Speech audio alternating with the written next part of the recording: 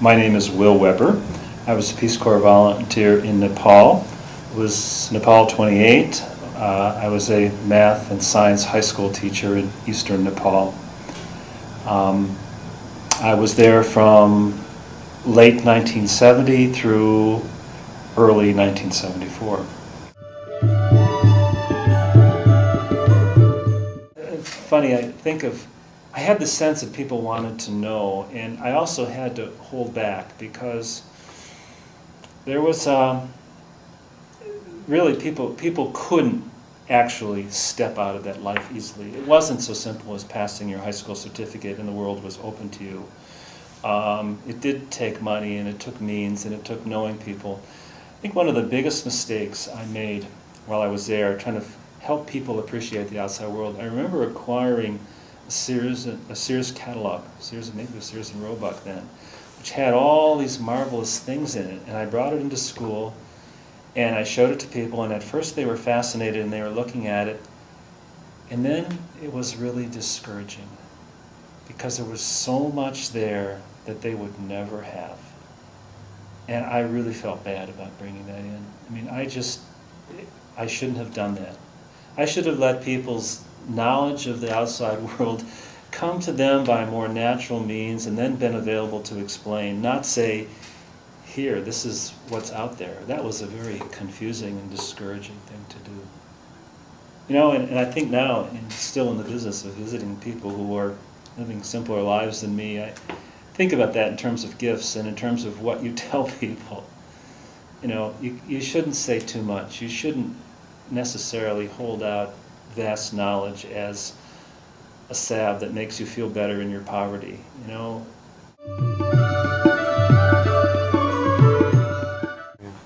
Well, I think inevitably, in retrospect, I had a certain arrogance about how wonderful my culture was and how much my education could do for these people. I really wanted to be helpful, and I thought I was, because of my privilege of growing up in a rich society, that I had a lot to bring to people that would improve their lives. But it didn't really take very long to realize there were certain things that didn't need improving in their lives. I had to be careful that what I was offering them might have an adverse effect rather than a positive effect. For example, the mental health of people was really good. People were generally cheerful, resilient when some little thing happened to them, always friendly and courteous. The notion of looking at someone and just having the sense they were depressed, that seldom happened. In a way, the tasks of everyday life were such that boredom didn't creep in. I mean, the notion of people there being bored, which was so commonplace in the society, there's no one there was bored. And so I was having these realizations of what is not wrong with the society.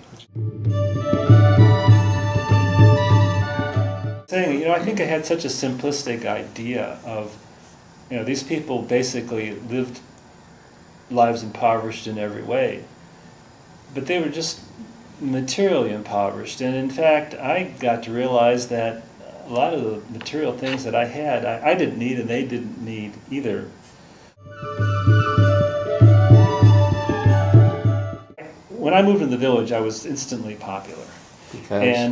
Because I was this American from afar, and people wanted to be with me all the time. I would wake up, and there'd be people just standing there looking at me, waiting for me to wake up. I had no privacy. What do you mean outside? In your room or outside your window?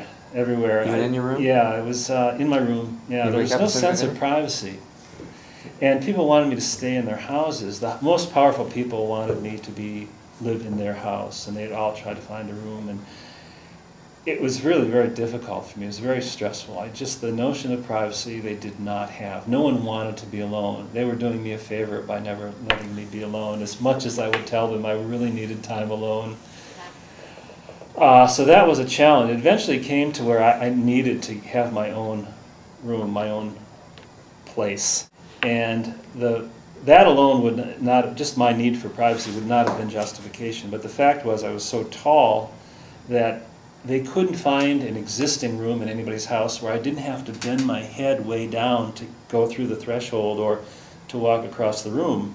And because the head is a sacred part of your body in Hindu society, that was a serious problem for them. And when I pointed out that I was constantly bumping my head, it was much more severe than the bruise on my forehead. It was a matter of principle that a guest should not have to be bumping his head in anybody's house. You shouldn't have to bow down in your own house, basically. So the result was they were willing to build a house that was tall enough for me. And materials are not expensive and things are done with volunteer labor, but I thought, well, this is my chance to build a house in a place that gives me a little measure of privacy. And so I was willing to put some money into this, and I found the perfect place, you know, and it had certain amenities that were peculiar to an American's point of view, like describe it. Yeah, view of the mountains, beautiful big pure spring nearby, so I didn't have to worry about quality of the water, a steep drop off in front of the house, so there was one access route because it was on a cliff, and I could put a gate there, and I could train people that this is a gate. This means if it's closed, you don't. And the fear everyone had is I was much too close to this powerful witch doctor, that I would become infected with the spirits that he brought home every night after being out in the village curing people.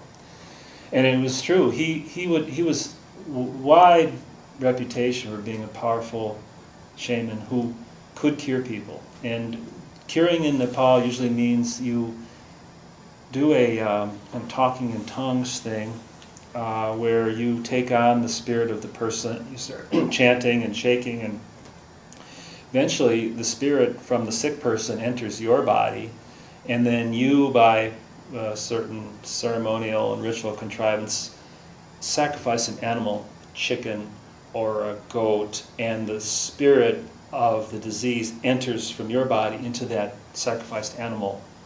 And then effectively the animal that's been sacrificed becomes payment for your medical service. Is kind of the way it works out. So I'd see this guy coming home at dawn carrying a chicken, carrying a goat. And it turned out that this beautiful spot was just below his house. And it wasn't his property, and it was within the school management's committee's purview that this. So took a lot of talking, but eventually I got the house built there. So it served a couple purposes, gave me a little bit of privacy. It was a somewhat fearful place for the kids to go alone because of the witch doctor. It was up a really steep hill, so casually people didn't just wander up there. And it gave me peace of mind, a wonderful view. It was, I could look.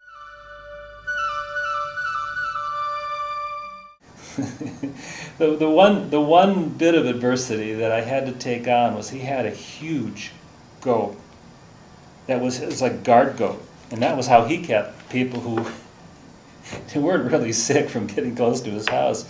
And this goat would get loose sometimes, and it would come after you.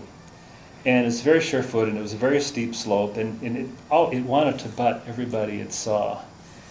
And I was terrified of that goat. And I had to keep my gate locked because he would come in and he'd look for me. And what apparently had happened, goats get a worm that goes into their horn and it burrows down, and they really do go crazy. And this goat was on its last legs. And the way the witch doctor controlled it is he just beat it mercifully. I mean, it would not respond to verbal cues. It didn't learn what was right and what was wrong. It always did what was wrong, and he'd have a stick and he'd beat it and swear and curse. I couldn't understand the full blue detail of his language, but people would just shirk back at the foulness of what he screamed at that goat. But probably my most humiliating but also most amusing incident was one day I had I think what happened, several students had wandered up to see me, and they left the gate open. And while we're talking, the goat comes running in, and I'm on the porch, and he's coming right at me, and I didn't know what to do, so I just grabbed his horns. And he was strong. He was so strong. And what I thought I'd do is I'm gonna finish this goat off. I'm going to twist him over the over the cliffside. I thought I could just throw him down the hill and he'd tumble and maybe get slightly injured. And I'm just locked on it. I couldn't let go because I knew if I let go, he'd come right at me. I was strong enough to hold him, but not to turn him. I couldn't turn him off his feet. The students just started laughing. That was the most hilarious thing they had ever seen. They were safely climbed up on top of a rock and just watching this whole thing. And it was such a ruckus because I figured, well, loud language was one. I was screaming at this goat because that's what I had heard. I couldn't let go to hit it. Well, the son of the witch doctor came down, the shaman came down the hill, and he was very concerned. He felt terrible for me. He knew what a pest this goat was. And he had a stick, and he just started wailing away. He just, let it go, let it go. I said, I can't let it go. He's going to come here. Just let it go. And so I let it go, and he just started whacking that thing. I have never seen anyone beat an animal as hard as he beat that goat. The goat let go, and that's the last time I had trouble with it. I don't know what became of it, but and of course the story circulated in the village after that. That was definitely the event of the month.